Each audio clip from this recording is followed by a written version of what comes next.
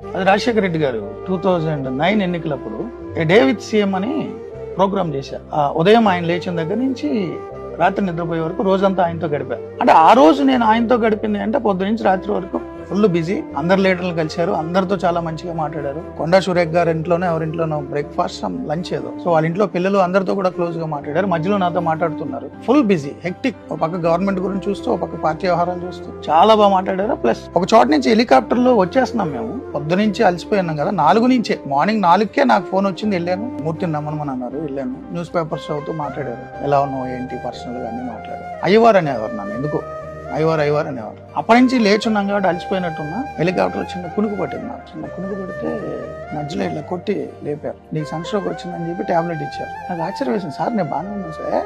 ఇచ్చాడా, నేను సీఎం కాదు ముందు డాక్టర్ని అని టాబ్లెట్ ఇచ్చారు. వేసుకున్నాను. నీకు ఒంట్లో బాగాలేదు వెళ్ళిపోన్నారు. లేదు సార్ నేను నైట్ వరకు ఉండాలి కదా, మీరు డాన్ టు డెస్క్ మీరు పడుకునే వరకు ఉండాలి కదా అంటే కెమెరామెన్ తీస్తారు, నువ్వు వెళ్ళిపో, నీకు ఒంట్లో బాగాలేదు. అదేంటి సార్ అన్న, ఎవరో ఆఫీసర్స్ వచ్చి మాట్లాడి ఆయన తెలుసు నాకు, ఆయనకి కామన్ ఫ్రెండ్, అందరూ వచ్చి హెలికాప్టర్లో హైదరాబాద్ వెళ్ళిపోన్నారు. సో పర్సనల్ గా టచ్ ఉంటుంది ఆయనతో ఎవరైనా ఉంటే. పొలిటికల్ గా నేను ఆయన మీద చాలా స్టోరీలు చేశాను. ఆయన ఏ రోజు నన్ను అలా చూడలేదు. అతను జర్నలిస్ట్, అతని డ్యూటీ అతను చేశాడు. మన ఒక పార్టీ, ఒక గవర్నమెంట్ అన్నట్టు చూసి